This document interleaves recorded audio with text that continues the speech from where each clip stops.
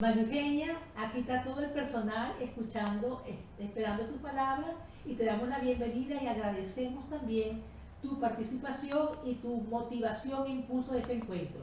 Gracias, Maru. Buenos días a todos. ¿Cómo están? Muy bien. ¿Me escuchan, verdad? Espero que me escuchen. Sí, te escuchamos. Qué bueno. Por lo menos me escuchan porque no puedo ver a casi nadie, porque todos tienen las pantallas cerradas. Me imagino que por el internet, ¿verdad? Los saludo a todos, no voy a perder tiempo en esta parte porque bueno, ya comenzamos, ¿verdad?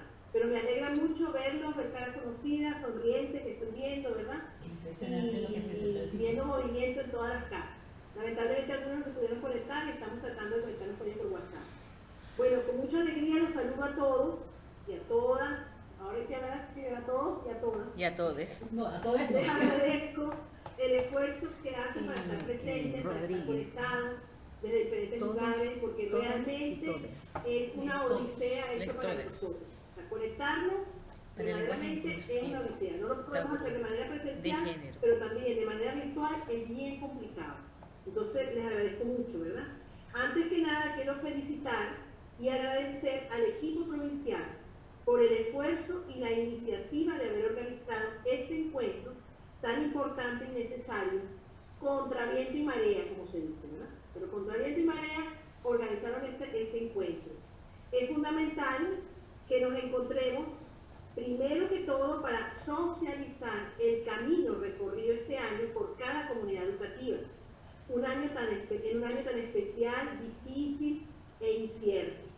Queremos evidenciar los logros y retos que nos plantea la nueva realidad educativa, la realidad de nuestro país.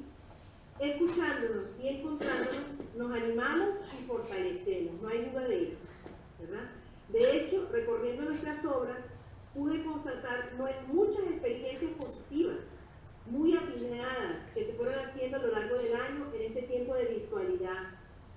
Nuevas experiencias a nivel de formación, de organización, de formas de organización diferentes, de maneras de hacer, novedosas, creativas y pertinentes. O sea, fueron haciéndose pruebas y experiencias en diferentes casas, en diferentes obras nuestras. Y creo que es muy interesante. Igualmente pude constatar el gran esfuerzo que han hecho para que ningún niño y ningún joven quede excluido del proceso educativo, sino que se han inventado varias estrategias para llegar a cada uno. Y yo creo que por esto merecemos y merecen un trofeo, porque sé de muchas iniciativas que han hecho para que justamente pueda llegar a todos los jóvenes, para que nadie se quede excluido del proceso educativo, y eso amerita un esfuerzo bien grande. Agradezco también al equipo poder haber buscado y contactado otras personas e instituciones que nos pueden iluminar, que pueden darnos ideas, luces en la experiencia educativa que vamos haciendo. Es fundamental trabajar con otros. Creo que de eso no tenemos duda y creo que es uno de los grandes aprendizajes que estamos sacando ahorita, ¿verdad? Es fundamental esto, buscar juntos nuevas alternativas y nuevas propuestas para estos tiempos duros que estamos viviendo. Agradezco entonces de manera particular, bueno, al profesor Juan Maragall, que acaba de participar y de intervenir, ¿verdad? A la doctora Lila Vega, al doctor Carlos Cedeño y a la profesora Noelis Aguilar, ¿no? Ellos han aceptado estar con nosotros y creo que parte de su tiempo lo utilizan para eso, entonces les agradezco muchísimo de parte nuestra. Gracias a cada uno de ustedes por haber aceptado nuestra invitación y por compartir su camino de búsqueda, sus sueños, su entrega y pasión por la educación y los niños y jóvenes, sus aciertos y desaciertos con todos nosotros.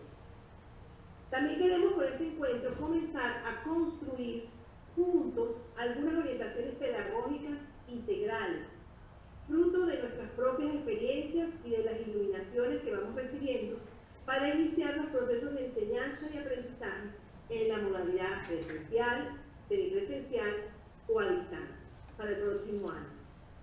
Parece mentira, pero en este momento tan caótico que estamos viviendo, ¿no? Como país podemos hablar de sueños, de oportunidades, de expectativas para el nuevo año, en este caos que estamos viviendo, en esta situación tan terrible. Desde hace mucho soñamos con una educación diferente. Estamos claros que muchas cosas tienen que cambiar Eso lo vamos diciendo continuamente, no solamente ahorita por la pandemia, sino antes de la pandemia. Nos llegó la hora, hermanos. Esta es la tremenda oportunidad que no podemos dejar pasar en este momento. La dura y triste realidad del país que vivimos y la pandemia que vivimos desde hace más de un año nos llevan obligatoriamente a cuestionarnos y poner en discusión todo o casi todo lo que veníamos haciendo. Entonces, a trabajar se ha dicho, hermanitos. Como muy bien lo dijo el profesor Juan ahorita, nosotros somos responsables de nuestros centros educativos. Y junto con nuestros alumnos, con nuestros padres representantes, con todos, nosotros podemos hacer y realizar los cambios que queremos. Todos conocemos que a nivel mundial y especial el Papa Francisco nos hizo la invitación de vivir la experiencia del Pacto Educativo Global como un gran reto, sobre todo.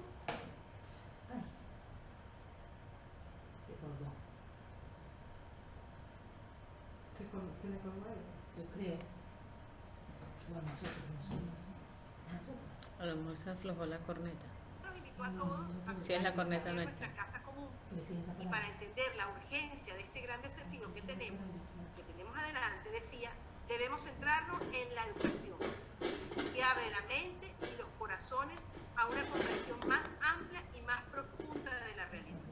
Es hermosísimo como el Papa se refiere a la educación, y es allí donde nos encontramos todos.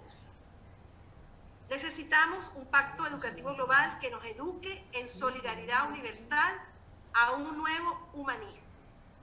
Es un criterio fundamental que tiene que estar presente en nuestro programa y en nuestras líneas pedagógicas.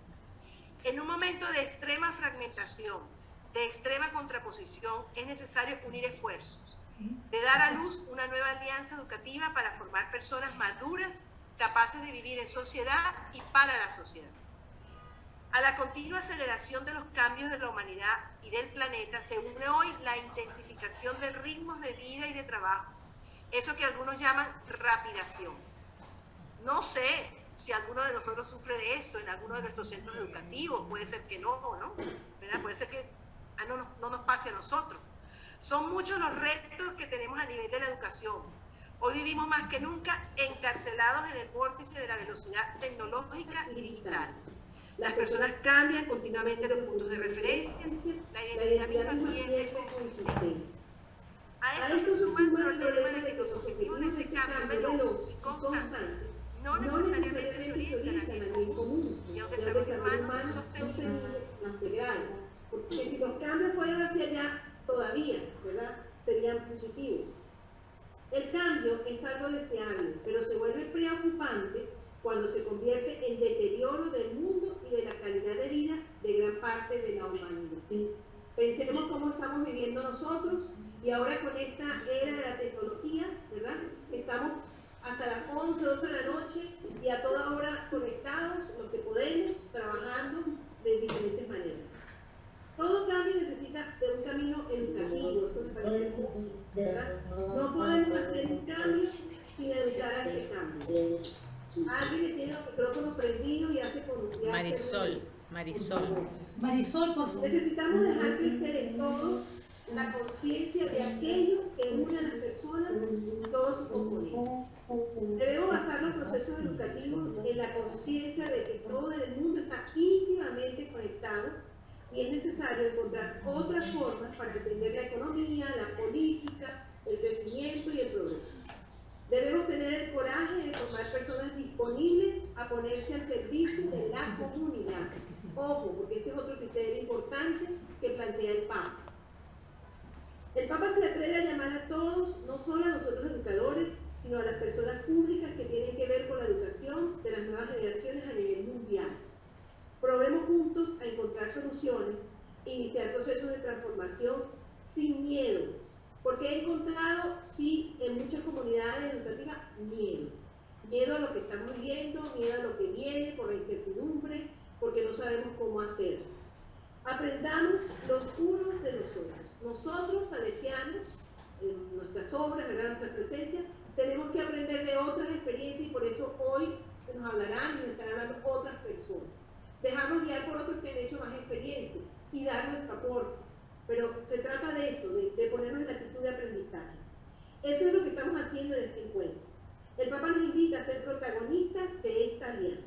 El pacto educativo es una ocasión para renovar la pasión por una educación más abierta e incluyente, capaz de la escucha paciente, del diálogo constructivo y de la mutua comprensión.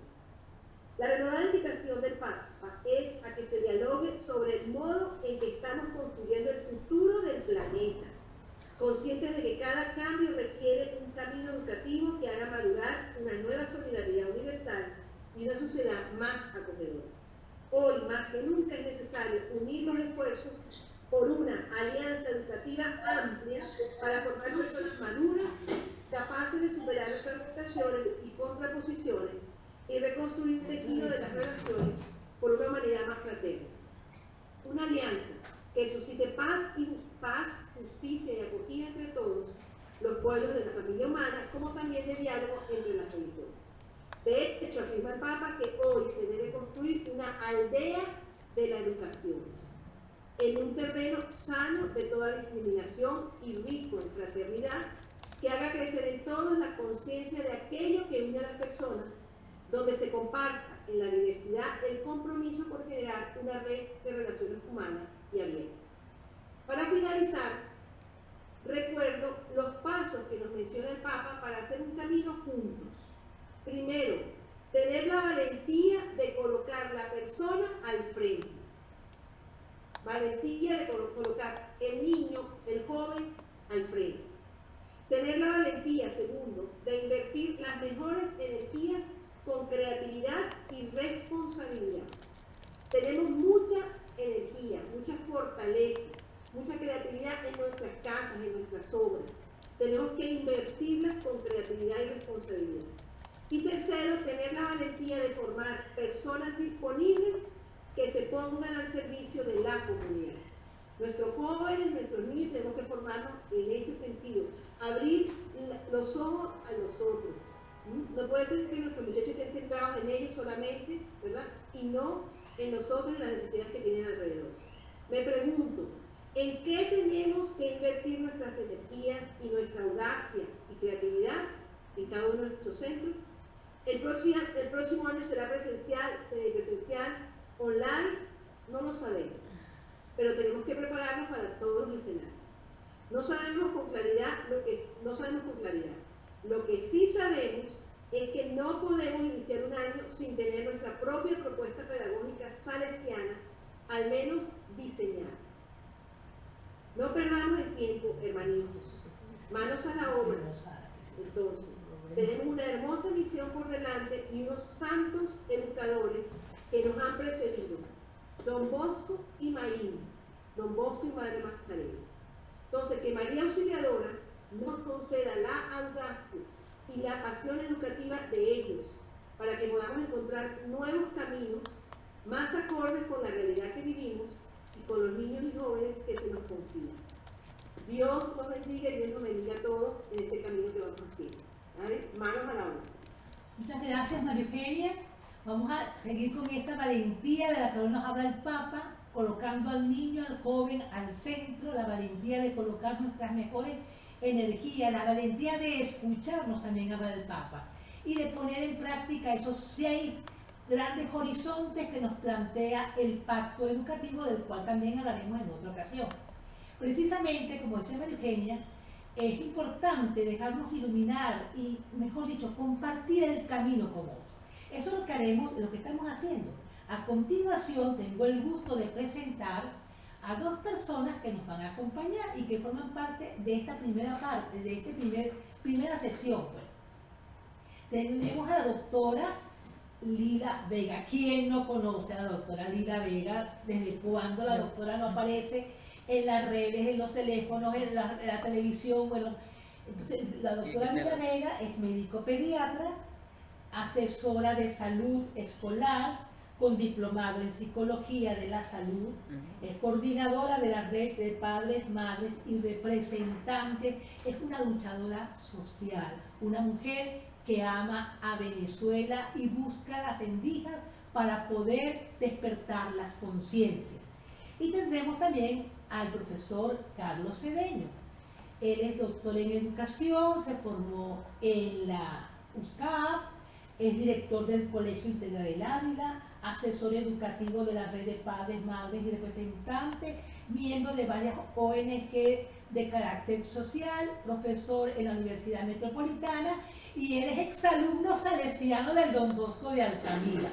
Como dije con respecto a Juan, estas dos personas también son muy modestas, no mandan nunca todos sus estudios, digan que somos profesores y servidores, muy bien, sencillos, comprometidos con Venezuela, disponibles, y creo que nos van a dar un aporte muy interesante. ¿Por qué hay que abrir las escuelas? Razones pedagógicas, mitos de la bioseguridad o cómo podemos protegernos adecuadamente. Bueno, con ustedes, nuestros dos amigos y colaboradores, a quien agradezco de antemano su presencia.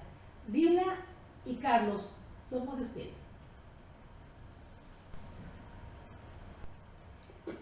Bien, muchísimas gracias por la invitación. De verdad que es un gusto extraordinario estar aquí compartiendo con tanta gente buena, tanta gente querida y con quien compartimos además propósitos. Tenemos propósitos comunes que poner siempre al frente a nuestros niños y jóvenes, hacer todo para y por ellos. Y eso es importante siempre tenerlo claro a la hora de este tipo de encuentros. Por otra parte, no deja de ilusionarme mucho como salesiano el poder estar aquí compartiendo con ustedes. De verdad que me hace mucha ilusión. Desde la primera conversación que tuve con la hermana Mariela, me da mucha ilusión poder compartir con ustedes. Fíjense que este tema es muy complejo. Juan hacía una extraordinaria presentación porque nos pone en contexto cuál es la situación que estamos viviendo en América Latina y el Caribe, ¿no? Pero eso tiene un aderezo adicional, que es que en Venezuela tenemos algunas cosas, valga la redundancia, adicionales que empeoran. Nada dice que lo que está sucediendo en países que tienen una profunda crisis en el sistema educativo a propósito del confinamiento y la pandemia, no quiere decir esto que haya en Venezuela algunas razones que sean distintas y que de alguna manera reduzcan el impacto. Todo indica que el impacto en Venezuela sin duda pudiera ser un impacto mayor. Pero para uno resolver un problema, y eso es importante que nosotros lo tengamos claro como educadores, como directores, como líderes pedagógicos, nosotros lo primero que tenemos que hacer es sensibilizarnos y reconocer que existe el problema. Una de las cosas más importantes que en la red de madres, padres y representantes veíamos al comienzo de la pandemia es que en general, y voy a ser un poco egoísta con esta afirmación, pero en general en la sociedad venezolana no teníamos mayor conciencia de la problemática que teníamos enfrente con las escuelas cerradas.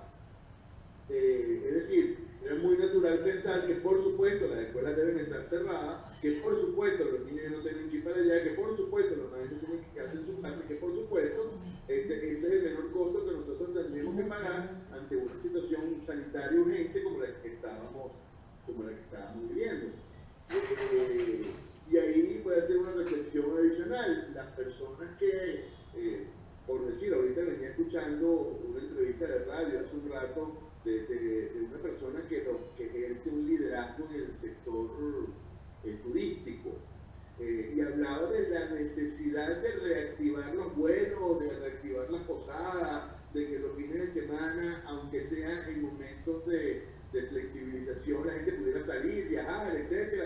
Y hay alguien defendiendo ese espacio para su apertura. La gente de los cines y los teatros se reunió mil y una vez con la gente del gobierno hasta que lograron que los cines pudieran abrirse. Lo propio lo hicieron la gente de los restaurantes, porque para todos era evidente que aunque sean en un sábado o 2 sábados al mes, la gente, en el caso de Caracas, pudiera bajar para el litoral central a echarse un bañito de playa, o cuando tuvieron los realitos, pudieron ir para el cine, o cuando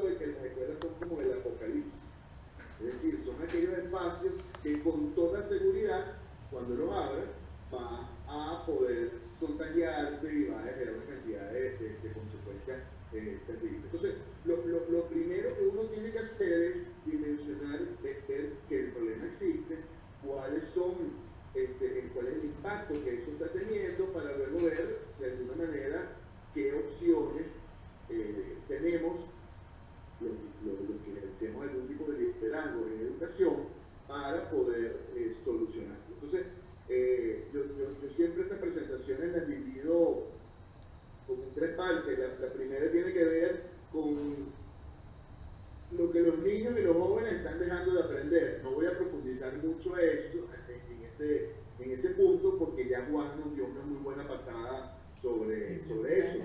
Pero ciertamente quiero de nuevo retomar que el impacto que está teniendo en la pandemia desde el punto de vista de aprendizaje en nuestros niños y jóvenes es terrible. Hay una frase que Juan utiliza con alguna frecuencia, que a mí me gusta mucho, es que aquellos niños que no están aprendiendo a leer, luego no van a poder leer para aprender. Y eso, en dos platos, se traduce en pobreza. Estamos anclando, hay muchos niños que a través de este confinamiento de las escuelas cerradas van a permanecer en la pobreza. Y ahí retomo un término que es muy importante que todos tengamos muy claro, y los salesianos creo que de alguna manera manejan esto con una soltura y una fluidez extraordinaria, es que las escuelas representan en la sociedad espacios de equidad. Quiere decir esto que la escuela es una institución en la que aquellos niños que tienen alguna deficiencia en su contexto primario pueden de alguna manera sortearla dentro de la escuela. Aquellos niños cuyas familias no tienen formación académica y no saben leer y escribir, bueno, en la escuela tienen alguien que les enseña a leer y escribir.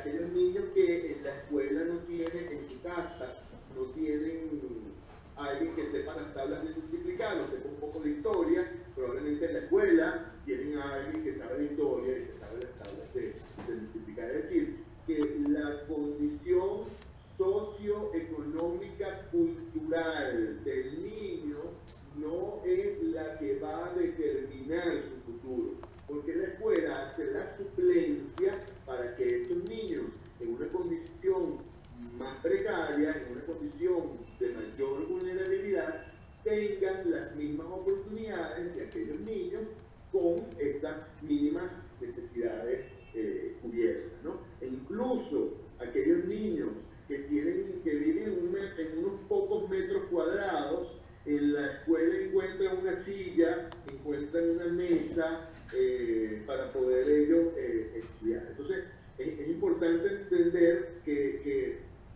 nuestros hijos, que nuestros alumnos, que nuestros jóvenes están dejando de aprender porque la escuela no está pudiendo ser en este momento este espacio de equidad en el aprendizaje, ese espacio de equidad para el desarrollo de los muchachos, ese espacio de equidad que le permite al niño, que le permite al adolescente no depender de su condición inicial socioeconómica cultural. Uno pudiera pensar también, como conversaba hace ya algún tiempo en un foro, que todo lo que nosotros estamos haciendo desde las escuelas para atender a nuestros niños, que además pasa por un esfuerzo titánico de los docentes, bueno, está dando resultados, ¿no? Si medimos el resultado por el esfuerzo que hacemos, el resultado es absoluto, total. Pero si necesariamente nos vamos a algo un poco más elaborado y medimos el resultado por el aprendizaje, no necesariamente los resultados son tan alentadores. ¿Por qué? Porque la educación a distancia, llamada también educación virtual, de acuerdo a la plataforma que se utilice, tiene desafíos muy importantes en cuanto a su implementación, que es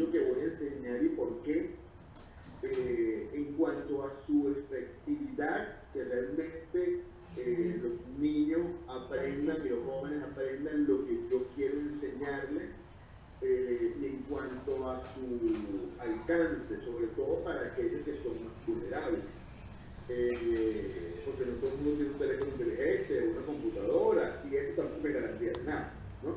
Pero nosotros tenemos que estar conscientes de que estos primeros auxilios que se dieron a partir del 12 de marzo, que uno hemos manejado de una manera y otros lo hemos manejado de otra manera, son primeros auxilios, es decir, no es un tratamiento que se da, sino es algo para paliar una crisis en un momento determinado, pero que no sustituye a la presencialidad de la escuela, sobre todo para aquellos niños que son menores de 9 años, como lo decía Juan, ¿no? Entonces, esto es en términos del aprendizaje que nosotros hemos logrado ahora, que nosotros hemos dejado de propiciar en nuestros muchachos por tener las escuelas cerradas. Ahora hay que ver también el impacto socioafectivo que tiene el mantener las escuelas cerradas para los muchachos. Yo conversaba en un espacio similar a este con las personas, los directores de SECODAP, y uno ve realmente cosas extraordinarias. Y cuando uno adicionalmente va a las escuelas y conversa con muchachos, o se encuentra con muchachos en la calle, con adolescentes, uno se da cuenta de la magnitud del impacto socioafectivo que tiene el cierre de las escuelas en medio. Conversaba yo con un adolescente de 15 años, hace ya algunos meses, y me decía, mira, yo voy para mi escuela para estar con mis amigos. Esa es la verdad, decía. Yo no te voy a decir que yo voy para estudiar, no te voy a decir que yo voy porque para mí es lo más importante en mi vida. Bueno, imagínate ustedes, 15 años, 16 años, son mis amigos, y yo lo que quiero es estar con ellos. Todo lo que yo tengo que hacer para permanecer en la escuela, entre ellos está las tareas, el aprendizaje, son cosas que nosotros hacemos en las rutinas escolares, es el costo que yo debo pagar para estar con mis amigos. Palabras más, palabras menos, me decía, si ya yo no tengo este beneficio, ¿por qué yo he de pagar este costo? Y además, tiene que conmigo, a mí no me gusta esa cosa de estudiando tanto como que tienen mis profesores.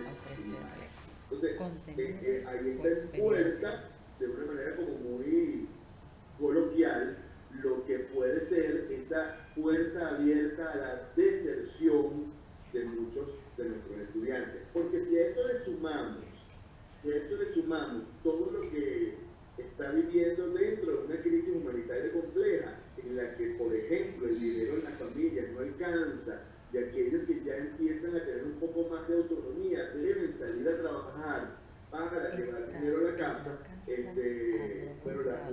bueno, la deserción se convierte en una puerta cada vez más grande para que nuestros muchachos puedan, sin duda, salir de la escuela, ¿no? La escuela representa un espacio de contención. La rutina escolar, un lugar al que tú debes ir todos los días, con un uniforme, donde hay normas, donde tú vas a hacer, donde tienes un espacio, donde tienes unas interacciones, representa un lugar de contención. Y le resta espacio, le resta tiempo, le resta influencia a las bandas. Le resta espacio, fuerza a la deserción. Le resta espacio, fuerza a la violencia intrafamiliar. Le resta espacio, fuerza al señor que está en la esquina, que no tiene el mismo propósito de crecimiento y desarrollo para que nuestros muchachos. Es decir, cuando yo tengo mi escuela cerrada, otras cosas se abren, y ahí sí van a ir nuestros niños y nuestros adolescentes. La escuela representa un espacio donde se promueve la salud emocional. Y cuando uno deja de tener la escuela abierta, cuando uno deja de asistir, de cumplir levantarse todos los días a una hora y acostarse a otra porque tengo que cumplir una meta, se empiezan a disparar algunas condiciones preexistentes que tenemos los seres humanos. Aquel que tiene problemas de ansiedad, la ansiedad se dispara. Aquel que tiene problemas de conducta, la conducta se dispara. Aquellos que tenemos problemas de alimentación, la alimentación se dispara. Es decir, la violencia se exacerba, intrafamiliar. De manera que todo esto son motivos o son consecuencias de tener las escuelas cerradas. Ahí hay haciendo un análisis muy riguroso, pero sí muy interesante, sobre cómo están los adolescentes en algunas escuelas de Caracas. Nos hemos dado cuenta que entre el 20 y el 30% ya presentan reportado alguna afección psicológica. Es decir, están siendo atendidos o al menos han reportado que sienten algo distinto y que no están bien, que no están en paz, que no se sienten a gusto. Y ahí hay temas, como les decía, de ansiedad, de sueño, hay trastornos varios que ya los muchachos empiezan a reportar. Esto es entre el 20 y el 30%, pero por lo general la mayoría no lo reporta, porque le da pena, porque no sabe quién reportarlo, porque no se siente en confianza. Es decir, que no es un 20 o un 30%, sin duda, es un porcentaje mayor que se encuentra en las escuelas con alguna afección psicológica en este momento. Cuando uno revisa el informe de atención psicológica de SECODAP, uno ve que es algo abierto, no solamente para niños, niñas y adolescentes, sino algo un poco más extenso. Uno ve que el 66% de las consultas del último año son de niños y adolescentes, y que ha habido un incremento de más de 400% en consultas por gente necesitada a propósito de la pandemia, y de estas consultas en un 66% son niños, niñas y adolescentes. Hay datos también muy interesantes, como por ejemplo que el 34% de los casos de violencia son por motivos sexuales y 19% hay reportes de violencia intrafamiliar de otro tipo, de manera que el 53% de los casos representan violencia intrafamiliar por estar metidos dentro de un espacio reducido, por no salir y por alejarnos un poco de lo que es la rutina, ¿no? Este 39% representa o reporta alteraciones del estado de ánimo, depresión, ansiedad, angustia, irritabilidad. Este porcentaje pasó de 20% a 39% en tan solo un año, ¿no? Entonces, el impacto que no solamente tiene en el aprendizaje, sino tiene en la vida socioafectiva de nuestros muchachos, es algo que no es evidente, pero que está ahí, y es tan o más costoso que el propio virus COVID-19. Ahora, ¿cómo abrir las escuelas? Es el tercer punto, y cerrando un poco este tema tan complejo. ¿Cómo abrir las escuelas que están en una situación tan complicada? Bueno, lo primero que tenemos que hacer es darnos cuenta que el cierre de las escuelas trasciende la pandemia. Es decir, las escuelas están cerradas por muchos motivos más allá de la pandemia, porque somos producto de una crisis humanitaria compleja.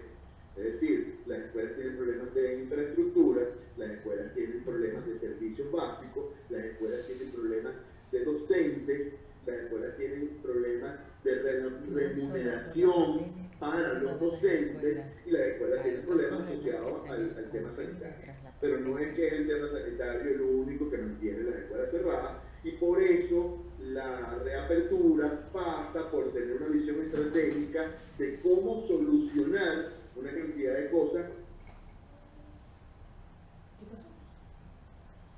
Una cantidad de cosas que no solamente obedecen, digamos, a un tema sanitario.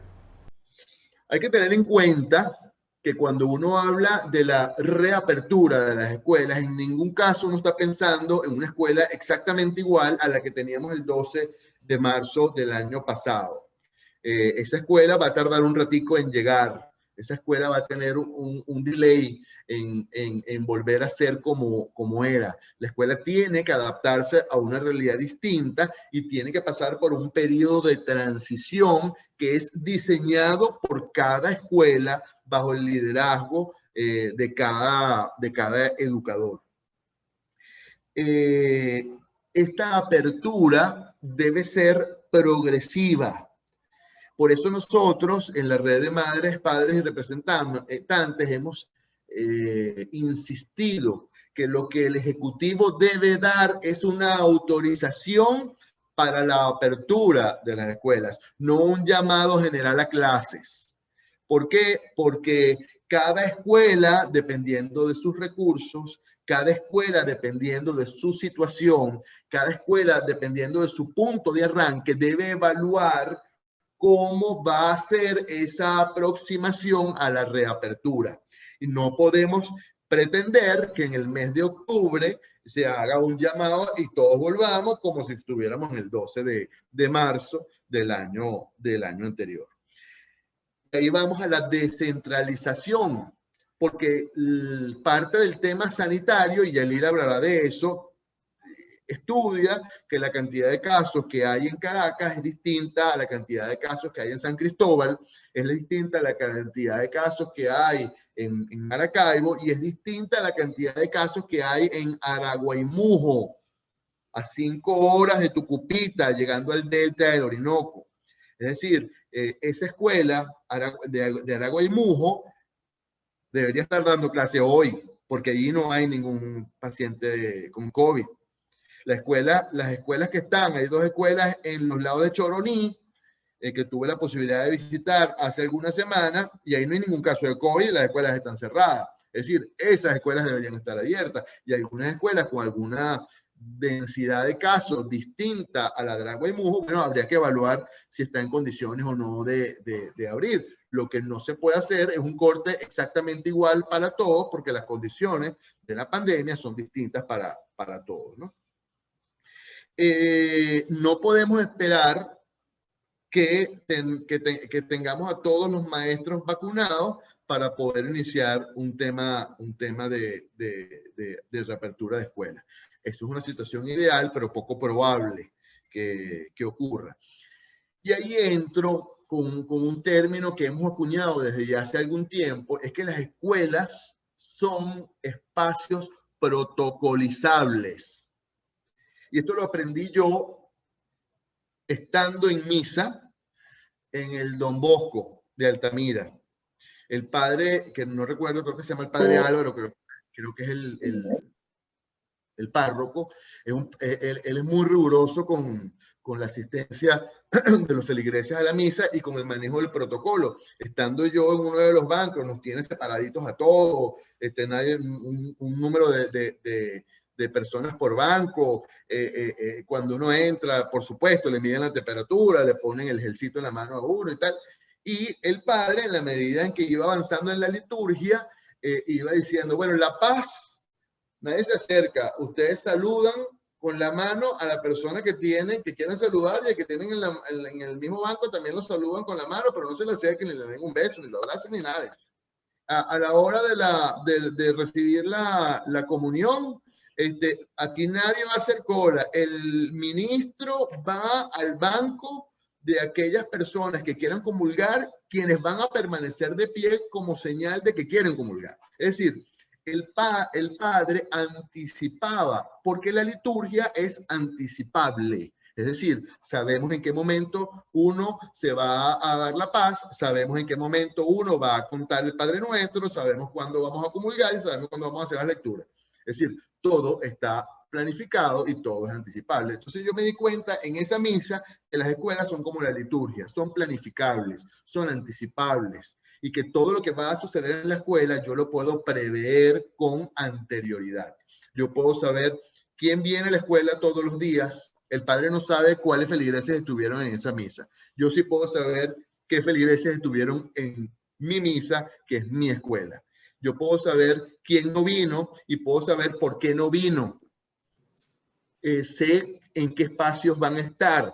sé cuántas personas voy a tener en un mismo espacio, puedo distribuirlos a lo largo de toda la infraestructura de mi escuelita. Puedo hacer muchas cosas que no necesariamente la gente que trabaja en el automercado puede hacer y que tiene que atender a una cantidad de gente que no sabe quiénes son, que tienen distintas maneras de manejar la bioseguridad. Entonces, las escuelas se han convertido en un espacio muy seguro, muy protocolizable y donde los muchachos ciertamente y los docentes podemos estar sin necesariamente correr un riesgo excesivo, ¿no?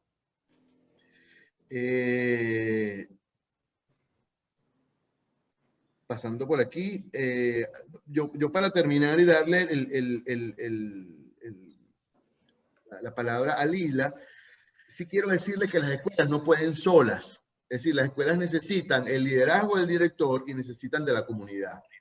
Y necesitan conversar estas cosas abiertamente. Y necesitan poner los miedos sobre la mesa y poder tratar de manejarlos, porque obviamente y muy justificadamente todo nos da miedo esta situación. Pero necesitamos el diálogo, necesitamos conversar y necesitamos poner a nuestros estudiantes, poner a nuestros niños, a nuestros jóvenes en el medio de cualquier decisión que nosotros vayamos a tomar.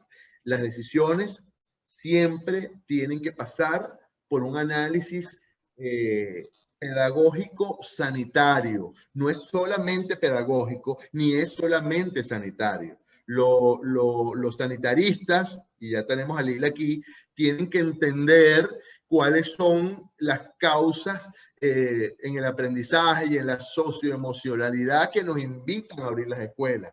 Y los pedagogos, los educadores, tenemos que entender que la escuela que vamos a abrir no es una escuela parecida al 12 de marzo, sino es una escuela que debe cumplir con una cantidad de actividades biosanitarias que para prevenirnos del contagio y para hacer de cada escuela un espacio seguro y en el que todos nos sintamos cómodos.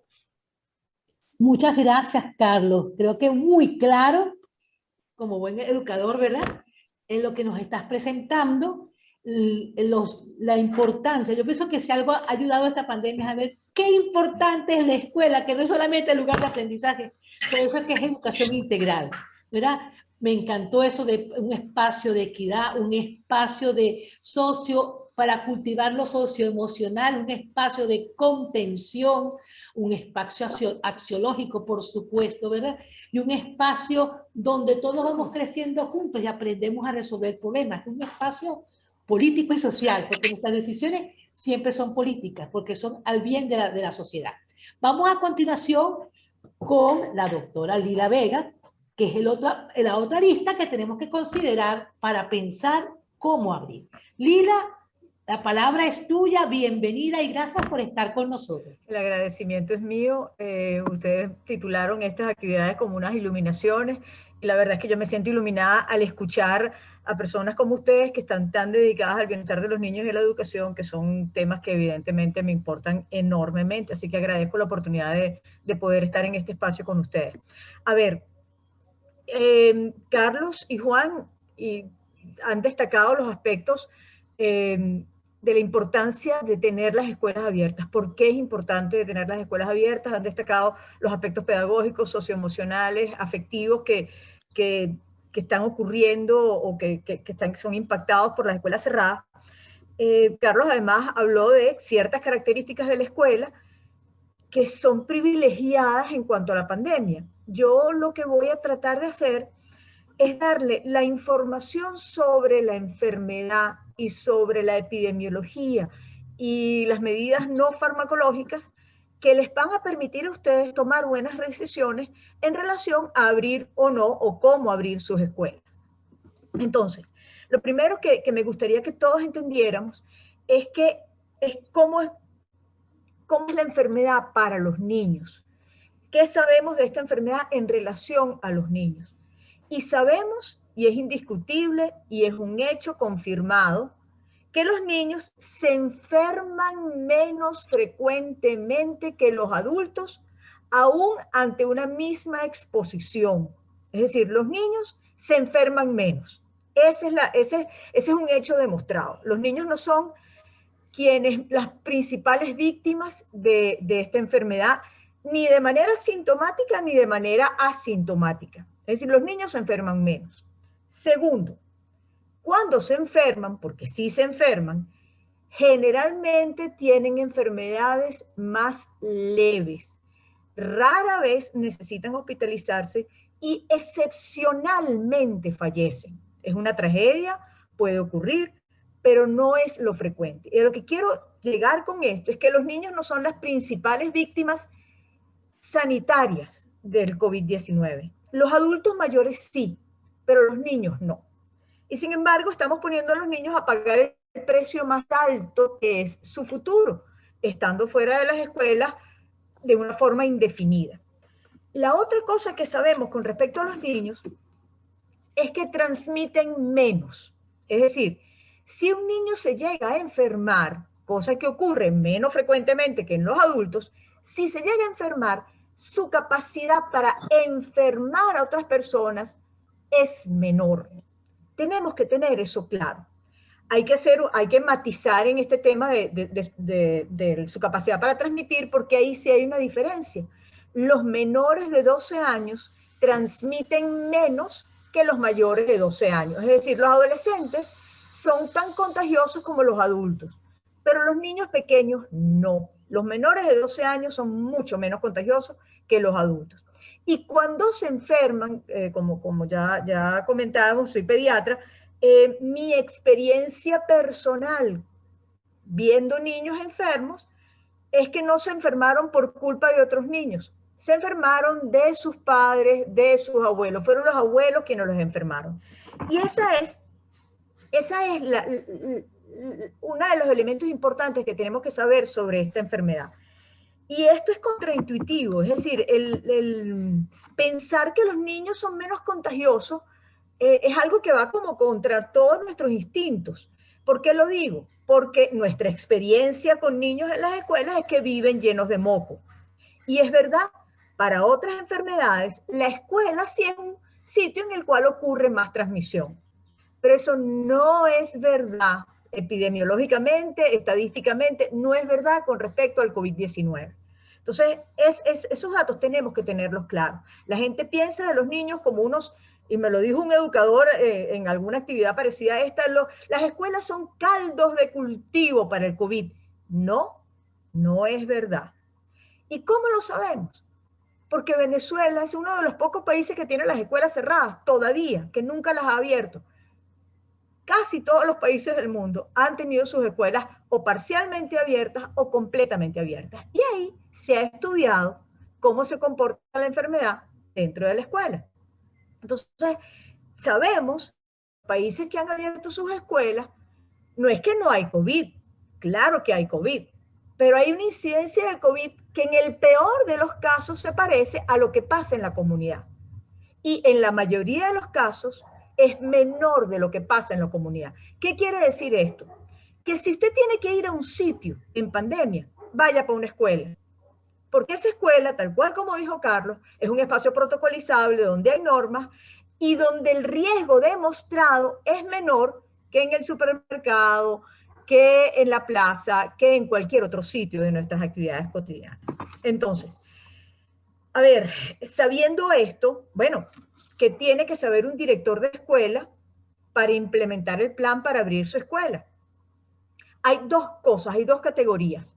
Uno, el contexto epidemiológico, eso que nos hablaba Carlos. Yo tengo que saber si en el Mango de Ocoita hay casos, si mi escuela está en el Mango de Ocoita, porque tal vez al Mango de Ocoita todavía no le ha llegado el primer caso. En la isla de Coche, en Margarita, no ha habido un caso de COVID y sus escuelas están cerradas. No es lo mismo el Mango de Ocoita sin casos que una escuela en Petare en plena ola pandémica. Entonces, el contexto epidemiológico nos va a decir, nos va a ayudar a tomar decisiones.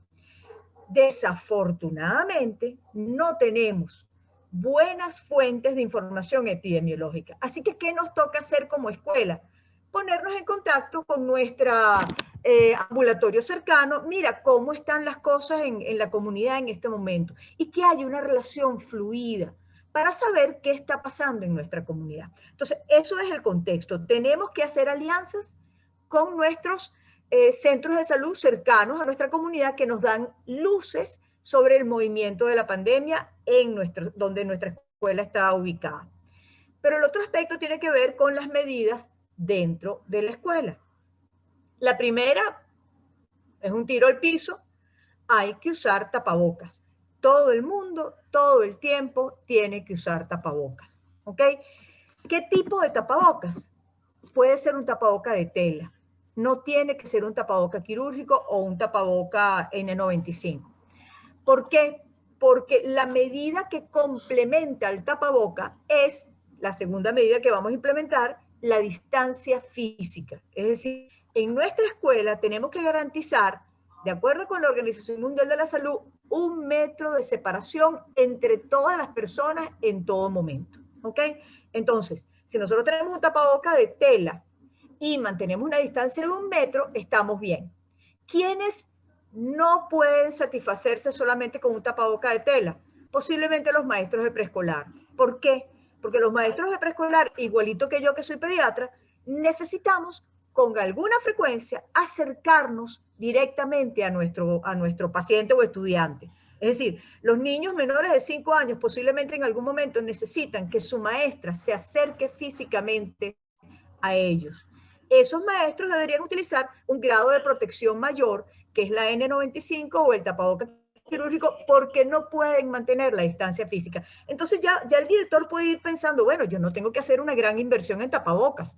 Yo tengo que tener tapabocas para mi tapabocas quirúrgicos o N95 para mis maestros de preescolar, pero no para mi profesor de bachillerato, no para mi maestra de 6º grado. Para ellos solo es necesario tapabocas de tela, comunes y corrientes, el que ya viene utilizando en su casa. La tercera medida es el lavado de manos. Eso en Venezuela, con nuestra escasez de agua, siempre es un problema, pero tenemos una ventaja. Nosotros ya sabemos manejar la escasez de agua. Así que si en nuestra escuela no hay agua corriente, y esa es una posibilidad, pues implementamos bidones de agua con una llave, algo parecido a un aguamanil, que nos permita en ciertos momentos mandar a nuestros niños a lavarse las manos. Y la alternativa al lavado de manos, obviamente, está en el uso de un rociador de alcohol. Luego viene la limpieza de superficies, ¿ok? A eso se le daba mucha importancia al principio. Al principio, no sé, seguramente recuerdan que la gente llegaba de su casa del mercado, se quitaba la ropa en la puerta, tiraba los zapatos, y si venía con una bolsa de mercado, los tiraba en la cocina y agarraba un desinfectante y limpiaba las latas que le agarraban en el supermercado. Hoy sabemos que las superficies no son tan importantes en el contagio. El contagio predominantemente se hace de persona a persona. De mi boca y nariz a los ojos, nariz y boca de la otra persona que se encuentra a menos de 1 metro. ¿Por qué? Porque mis partículas viajan 1 metro y caen al piso. Rara vez se quedan suspendidas. Entonces, la limpieza de superficie obviamente hay que seguirla haciendo, pero hay que ponerle foco a en qué me voy a preocupar en limpiar, cuál va a ser mi protocolo, los pomos de las puertas y las superficies que los niños tocan frecuentemente, esencialmente. Si el piso está más o menos limpio, tiene poca importancia porque, salvo los niños de preescolar, no hay actividades en el piso, en nuestras escuelas en general. Si las hay, o si están programadas, entonces ahí tenemos que ocuparnos un poquito mejor de la limpieza del piso. Pero y no se requiere un desinfectante muy sofisticado, agua y jabón y una solución de cloro. Finalmente, y este sí es un tema un poquito más complicado que requiere de la colaboración de todo el mundo, se trata de la identificación de casos y contactos. Nuestra escuela tiene que tener en primer lugar una política de nadie que tenga algún tipo de malestar puede venir a la escuela. Si amaneciste con dolor de cabeza, no puedes ir a la escuela. No es que eso ya se me va a pasar. No, no puedes venir a la escuela. Entonces, Carlos, que sabe quién vino a su salón de clase o no, va a llamar. Oye, fulanito, ¿por qué no viniste a la escuela? No, es que a mí me dan migrañas y amanecí con dolor de cabeza, pero me tomé un acetaminofén y ya se me quitó. Ok, mañana puedes venir a la escuela si no aparece más nada. Pero cualquier malestar debe ser razón para no ir a la escuela. Y para activar a un equipo, que es un equipo de padres, tal vez unos maestros, tal vez unos estudiantes de bachillerato de 4º o 5º año, que estén dispuestos a dedicar un par de horitas a llamar a todas las personas que no vinieron a clase ese día y a claramente determinar si se trata de un caso sospechoso o no sospechoso. La red de madres, padres y representantes tiene un material para entrenar a ese equipo COVID, a esa comisión de salud que va a estar enfocada en la identificación de casos y en el seguimiento de los contactos. ¿Okay? Entonces, esos son los 5 elementos fundamentales para, que están relacionados con las medidas no farmacológicas para prevenir la enfermedad. Y con un contexto de saber qué está pasando en mi comunidad. Y eso me va indirectamente, quiero comentar uno de las observaciones iniciales que se hicieron es que no sabemos cómo vamos a volver. Lo que sí sabemos es que esa vuelta tiene que ser flexible.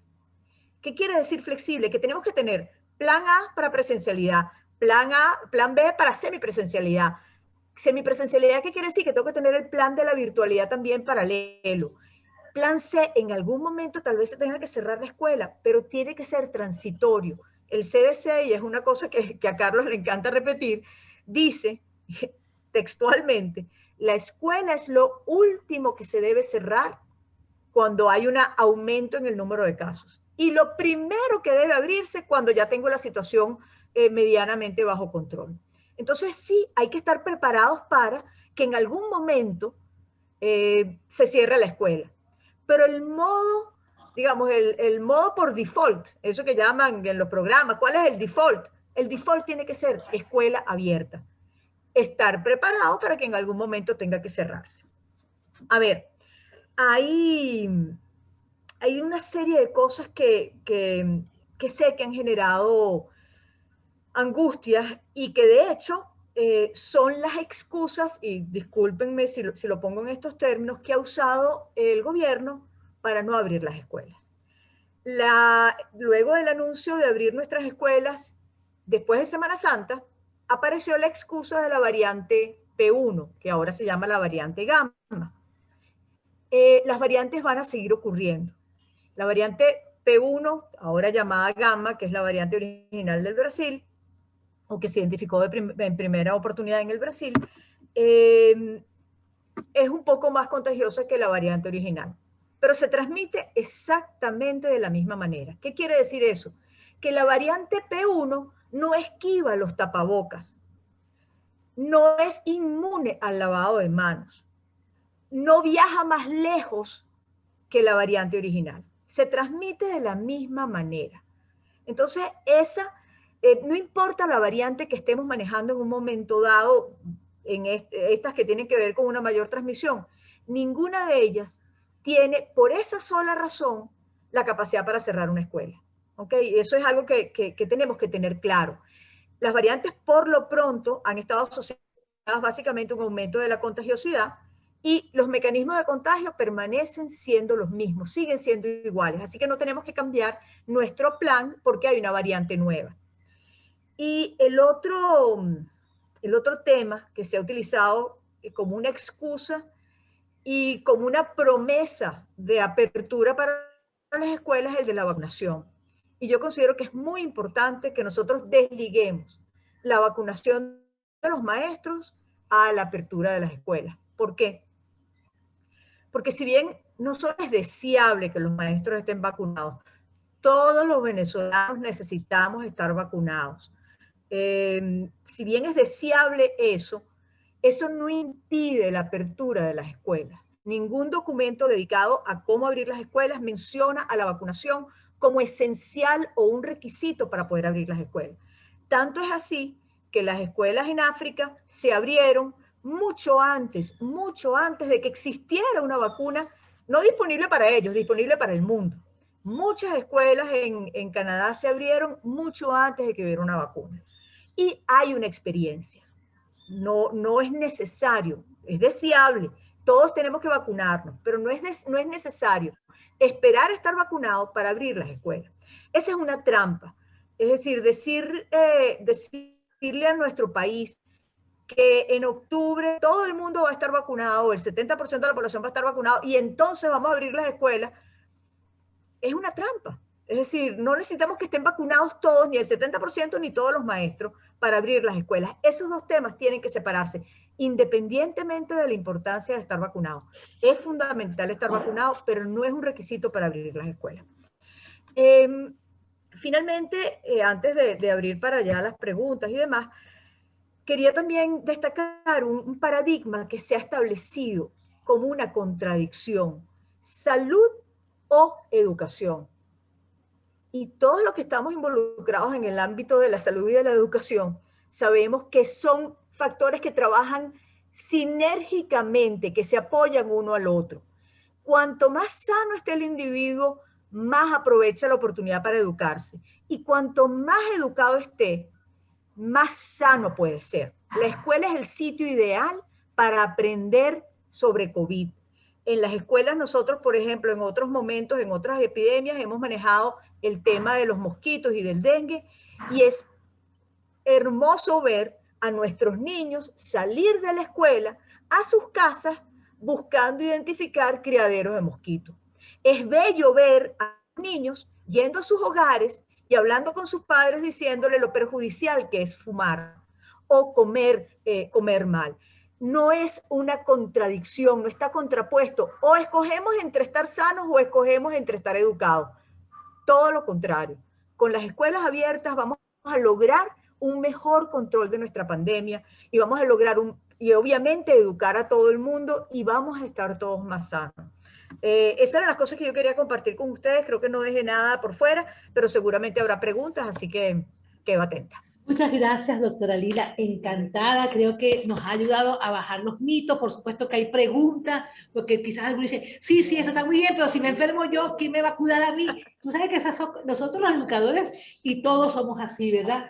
Interesante los pasos que nos diste para hacer de el mapeo, ver el contexto epidemiológico fundamental para tomar decisiones, las medidas de bioseguridad concretas, sencillas, ya las sabemos, y cómo somos responsables de establecerlas, acompañarlas y hacer que se cumplan, ¿verdad?